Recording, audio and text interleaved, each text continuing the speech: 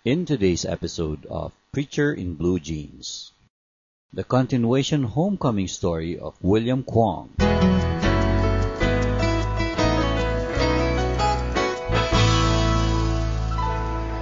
Hi guys, welcome again to another episode of Preacher in Blue Jeans. This is Bo Sanchez. I am again in an airport, and you realize that this is my life. You know, I'm again I like to tell people that I don't look like Tom.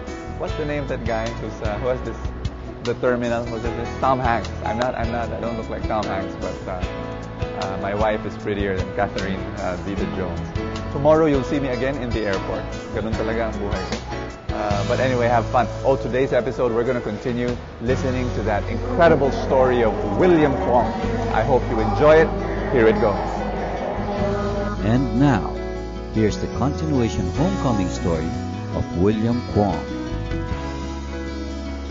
Ngayon bro, iba pala, hindi pa tapos ang aming sakripisyo kasi after the immigrations, pupunta pa kami sa custom. And it is a few meters ang kuan niya, siguro about mga 10 meters another building. So we drove our car over there. Customs naman. Customs naman. Pagdating namin doon sa customs, they check our cars. Now, so pinakita ko, I'm very proud. I show my passport. I have the exit pass. I show my registration car. It's mine. Pero bro, ang ginawa, binalik yung passport sa akin. Pero yung registration ng sasakyan, iniwan niya, tapos pinunit niya sa harapan ko. Wow. Tapos lahat ng registration namin pinunit. So nagreklamo ako. Sabi ko, bakit mo pinunit yung registration card? That's mine, that's my car. Sabi niya, this is nothing. This is Kuwait is no more. It's already Iraq. So this document is useless. Okay. But I told them, but that can be transferred. That can be transferred to Iraqi document. There's nothing wrong with it. Because that car is still mine. Yeah. Sabi niya, no more. It's not yours. It's ours. Okay. Yung pala, gusto nilang kunin sa sakyan. So sabi ko, no. Sabi ko, please don't take the cars. We have still hundreds of kilometers to go to Jordan. And believe me, we don't have any intentions to make troubles. The car is so important for us to travel to go home for safety. Pero hindi bro. Ayaw. Sabi niya, no, you must leave your car, but you can go. Wow. Pero bro, alam mo bro, after that immigrations and then custom, meron ngayong tawag nilang neutral zone between Iraq and Jordan. That is about 100 kilometers. My gosh. No man's land yan, bro. No facilities, nothing there. Sabi ko, paano kami maglalakad ng 100 kilometers?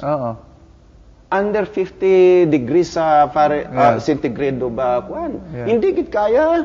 Sabi ko, no, we will die. Sabi ko, no, please don't do that. We are going to die there. Sabi niya, no, we cannot give. Nag-negotiate ako, bro. Ko, you can take everything, but just one bus, give me one bus. This is only for the women and the children. And you can take everything. What did he say? Ang sinagot niya sa akin, bro, was very scary. Why? Dinampot niya ako dito. Dinampot niya ako, hinila niya ako niya about mga 50 meters away from the group. Dinampot niya ako. Tapos dalawa sila bro, binitbit ako. Tapos pinatayo ako. And then they cocked their AK-47 nilagay sa tiyan ko. And then they said, you are too noisy. One more talk, we will kill you. Oh no. At that time bro, gusto ko nang umiyak eh. But I see also my group are already crying. And then I told the two Iraqis, no, I'm not noisy. Believe me, I'm not noisy. All I ask from you is one bus, just for the children and women. That's all. Is that noisy? But if you said noisy, okay, I will not talk anymore. There's no need for you to put gun in me. All I ask just one bus.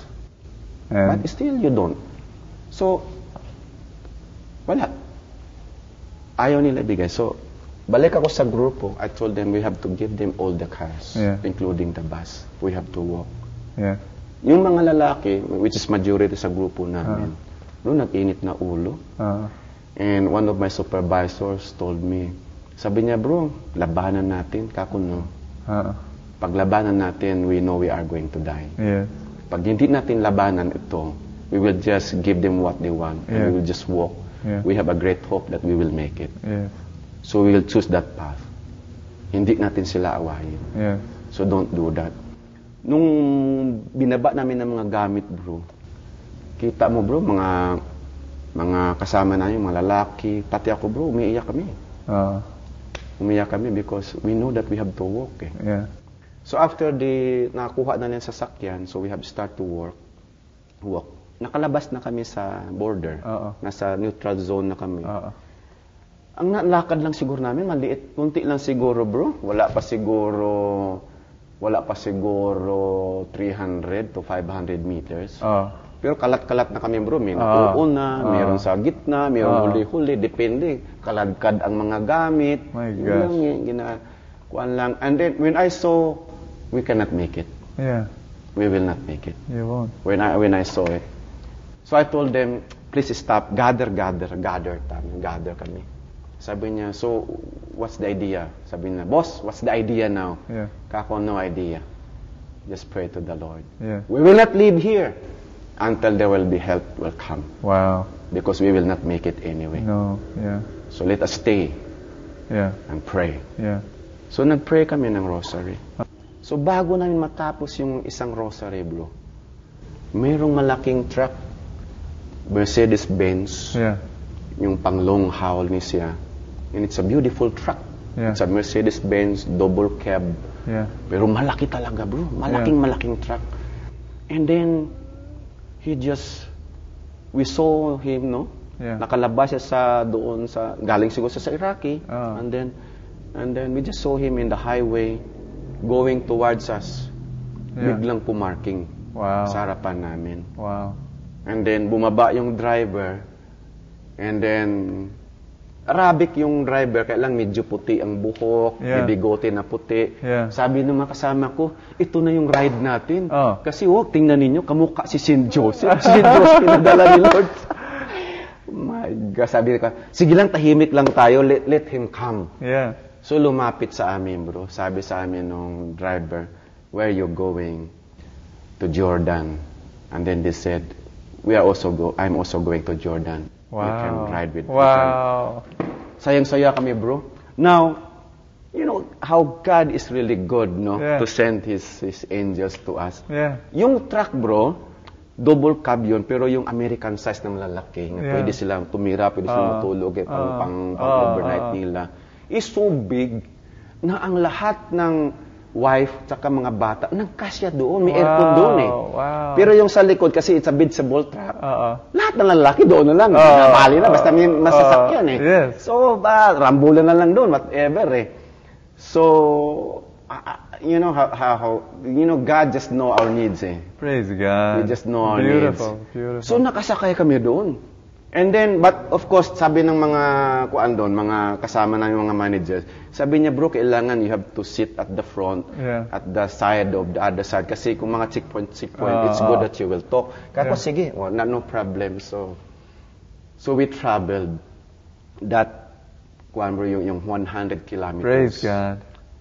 Ginabi kami, bro. Gabi na. It's about mag-midnight na bro bago kami nakarating sa Jordan border. But before we reached Jordan, mga 15 kilometers before we reached, because kasi may BBC radio na yung truck, it's already announced that Jordan border is closed because cannot accept any more refugees. Oh no. But you know, bro, it was so scary kasi it was also announced in the BBC nga yung mga nakaiwan doon sa neutral zone, it's so difficult to get water. And there was also a news in the news nga just a single bottle of water pag dumating yung United Nations, people are grabbing, no? Stampede. Namamatay bro ng tao sa stampede. Oh no. Just for a glass of water. And I really pray to the Lord. Yeah. And then my driver was our driver just keep on driving. Yeah. Maraming bumabalik na mga sasakyan. They told me, no more. People also some walking. Sabi niya, no, close. And then the driver told me, so what do you think? Sabi ko, just go. Yeah. But while he was driving, bro, I was really praying to the Lord. Yeah. Alam mo, bro, at that time, believe me, at that moment in my life, I have not yet read the Bible. But I have seen the Ten Commandments in the movie. You see Sylvie DeMille nga si Charlton Heston. It was my favorite movie. And then I really prayed to the Lord. I told the Lord, that was my first spontaneous prayer. Yeah. And I tell the Lord, I'm not asking you to open the Red Sea. I'm just asking you, please touch the heart of that person, whoever is guarding the gate. Yeah. Sana padaanin kami. Yeah. Buksan ang gate. So yun ang ginawa. Pagdating namin sa gate, bro, gingreet ko din yung gwardiya. Kako, assalamualaikum salam. And we are Filipinos. Sabi niya, but yeah, I understand, but the border is closed. So you cannot come in. Yeah. So I really told her and told him, there is no other way for us to go home, but only through your country. Because from your country, we can take flight from there and then go home. Yeah. So please let us come in. Sabi niya, no. It's a government rule and so but I told him, but just please just give us a considerations. Maybe you can ask your boss. Kasi meron silang chief doon sa ilang office. Sabi niya, okay. Pumunta doon yung gwardiya. Tinanong yung boss niya, bumalik. Sabi niya, only this one truck? Sabi niya, only one truck. How many people? 89 people. So only that. So he opened the gates. Wow. We come in, Praise and then God. he closed after we just passed. But yet, my heart is still sad because yung mga sumunod sa amin talaga hinarang. But anyway, but also there is also rejoicing kasi nandun pa rin yung pagkahiuman ko nga, salamat Praise kami, God. na-save kami. Yeah. So, the driver told me kung saan kami pa-drop. Sabi ko, i-drop lang kami sa may Philippine Embassy. Yeah. So, dinala kami sa Philippine Embassy. So, nag-park yung truck doon sa labas ng embassy. Bumaba lahat ng kami lahat. And then, I told my people, na okay, lahat ng Pilipino bumaba na. Pumunta na sa loob ng embassy. Wag na kayong masyal-pasyal. Report mo na doon. Yeah. At yung Pakistani na kasama namin, saka Indians, sabi ko, you go to your embassy now, tonight. That's right. Okay, go to your embassy. Yeah. So, may Egyptian din kami kasama, and then go to your embassy. Praise God. And then I told my people, sabi ko, okay, while you are going in there, make your registrations. I'll stay back kasi magpasalamat ako doon sa matanda. And then I told him, I have this much money, Kuwaiti dinar. And I put everything, bro. Everything I have. Yeah. Pero alam mo, bro, sabi niya hindi eh. No. Sabi niya, no, keep it. Because Kuwait will be deliberated. And then you can use that money. Kako, that's why. So kung ma-liberate ng Kuwait, you can use this money. Please take it. Bayad ko na sa iyo. Sabi niya, hindi, bro. And then he went back to his truck. Yeah. Ito pa. Doon sa baba ng truck niya, may compartment, binuksan niya. He pulled, I think, 4 boxes. Yeah? Or 4 boxes of fruits. My gosh. Dinala niya sa harapan ko, bro, nilagay niya. Praise Para bang in-offer niya sa akin, sabi niya, give it to your daughter. Wow. And then so we just beautiful. embraced. And I really told her, at that time, I really cracked and I cried. I told her, and may the Lord will bless you. Amen. Will reward you for this. Hallelujah. Kako, what you have done, you just saved 89 people with families and children. I just cannot say. And for me, I will just pray to the Lord that ikaw ma-blessed and your family. Yeah. And then we embraced, and then he left. Galing. While he was left, bro, I was watching the truck as hanggang nawawala. And I look up to the sky, and I just really thank God. Hallelujah. Actually, bro, I kneeled down sa streets, and then I just cannot. The emotion was just too strong. Yeah. in me at that moment. And then I just told the Lord, thank you, God, for sending this beautiful angel. And I firmly believe that this is the real angel that you have sent for us to just save our life. Number 12, our first reading comes from 1 Kings chapter 17, verse 10 to 16. Father God, we ask you that you come and speak to us and change us by the power of your word. Amen. He left and went to Zarephath. As he arrived at the entrance of the city, a widow was gathering sticks there. He called out to her, "Please bring me a small cupful of water to drink." She left to get it. And he called out after her, "Please bring along a bit of bread." "As the Lord your God lives," she answered, "I have nothing baked. There is only a handful of flour in my jar and a little oil in my jug. Just now I was collecting a couple of sticks to go in and prepare something for myself and my son. When we have eaten it, we shall die." "Do not be afraid," Elijah said to her. "Go and do as you propose. But first, make me a little cake and bring it to me. Then you can prepare something for yourself and your son. For the Lord, the God of Israel, says, the jar of flour shall not go empty, nor the jug of oil run dry, until the day when the Lord sends rain upon the earth." She left and did as Elijah had said. She was able to eat for a year, and her son as well. The jar of flour did not go empty, nor the jug of oil run dry, as the Lord had foretold through Elijah. The word of the Lord. Our second reading comes from the book of Hebrews chapter 9, verse 24 to 28. "For Christ did not enter into a sanctuary made by hands, a copy of the true one, but heaven itself, that he might now appear before God on our behalf. Not that he might offer himself repeatedly, as a high priest enters each year into the sanctuary with blood that is not his own. If that were so, he would not have had to suffer repeatedly from the foundation of the world. But now, once for all, he has appeared at the end of the ages to take away sin by his sacrifice. Just as it is appointed that human beings die once, and after this the judgment, so also Christ, offered once to take away the sins of many, will appear a second time, not to take away sin, but to bring salvation to those who eagerly await him." The word of the Lord.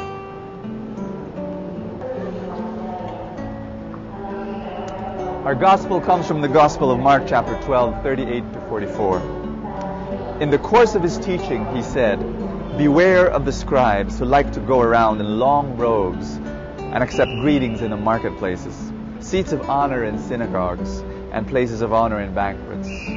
They devour the houses of widows, and as pretext recite lengthy prayers. They will receive a very severe condemnation."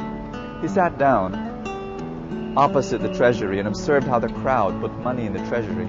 Many rich people put in large sums. A poor widow also came and put in 2 small coins worth of a few cents. Calling his disciples to himself, he said to them, "Amen, I say to you, the poor widow put in more than all the other contributors to the treasury, for they have all contributed from their surplus wealth. But she, from her poverty, has contributed all she had, her whole livelihood." The gospel of the Lord Jesus Christ. My dear friends, when you think about it, it's incredible. You know, in our first reading about Elijah and the widow, don't you notice that was what happened to William Kwong in his testimony and his sharing yesterday and today? You better watch that episode. If you didn't watch yesterday, part 1, you better watch yesterday's episode. And that's to complete the story of William Kwong, of how the Lord, also miraculously, it's amazing how God is the same yesterday, today, and forever. What happened, centuries ago to Elijah and that widow, that the jug of oil did not run out, that the jar of flour did not run out. Same thing, that can of milk of William didn't run out. It's for his daughter, and the water and the oil and the fuel in their cars. That God is the same. And right now, I'm speaking to all of you. Just this one word, that if you are right now lacking in life, if you're not experiencing poverty, I want you to know that God will provide for you. I want you to know that whatever resources you have, if you give it, the widow gave to Elijah. And Elijah said, "Just give it to me." Kung ako si Elijah, nakakahiya. Nakakahiya kasi biruin mo, yung widow told Elijah, Elijah, I know you're a prophet, but I can't give to you this little flour that I have and this oil kasi para sa amin na lang yun mag-ina, para sa anak ko, para sa akin. I prepare one meal and then I die. We die. You know what Elijah said? Bigay mo na lang sa akin yan muna. And then you prepare something for yourself, because Elijah knew that if she gives to Elijah, God will provide. God will provide for the widow. It's amazing how God wants us to put Him first. Because when we put Him first, God provides for us. And what does the Bible say? But the Bible says in Matthew 6:33, seek first the kingdom of God, and all things will be added unto you. That's my message to you, sisters and brothers. Put God first in your life. And all things will be added unto you. In your family life, in your ministry, in your finances, in your own personal life. Hey, look at the gospel. The gospel says there were some scribes and there were some Pharisees who would wear long robes. They would be honored, and they loved the honor. And then it says there that they would devour the houses of widows and recite lengthy prayers, to be able to get to the whatever the widows will give. And Jesus is saying, Elijah, because he was a man of God, the widow gave him what little she had, and God provided. Kaya lang, the gospel warns us and says there are some religious leaders who will take advantage of widows. And ang balance ng Bible, grabe. And the Bible says, be careful, be careful. And He warns these religious leaders, yung mga gumagamit lang ng religion to make themselves very comfortable in their lifestyle. And and I'm a religious leader, and I read that and I say, I need to always purify my motives. I need to always constantly be on guard, because I need to live an upright life and really care for widows and really care for the poor, not just to live a life of comfort and using the money of the offering. By the way, just want you to know that I do not touch whatever people give, because I have my own salary and I have my own little businesses that keep me and my family afloat, and I thrive, But want you to know that whatever offering you give, that's given totally to the ministry. Thank God for that, But anyway, just want to say one last thing. Jesus says, He saw the treasury, He saw this poor widow giving a little bit. And then He saw the rich giving bags of gold, bags of money. And Jesus says the poor widow gave much, much more, because she gave out of her poverty. Brothers and sisters, you give the little that you have. I meet so many people, konti lang ibibigay ko eh. God says, hey, that's even more pleasing. And if you've got small talents and small skills, I'm not gifted, how can I serve God? Give the little that you have. You know what God will do? He will give it back to you, pressed down, shaken together, and running over. And you will experience God's abundance in your life. In terms of your skills and talents, dadami. And you can give much more to God. And yes, when you offer to God, I hope you support also Preacher in Blue Jeans, our ministry to the poor, Anawim, where we take care of the poorest of the poor, pick them up from the streets, the lolas and the lolas that we pick up from the streets, and we give them a new home. And we have a ministry. We partner with Gawad Kalinga, and please be our partner. Please, Kerygma family members, just come and help me and serve the Lord with me. And brothers and sisters, by the way, you can continue watching Kerygma TV at Channel 9, 11:30 Wednesday in the evening. And let's all serve the Lord. This is Bo Sanchez saying, God bless you and have a great life here in Preacher in Blue Jeans. I'm going to see you tomorrow in the airport again.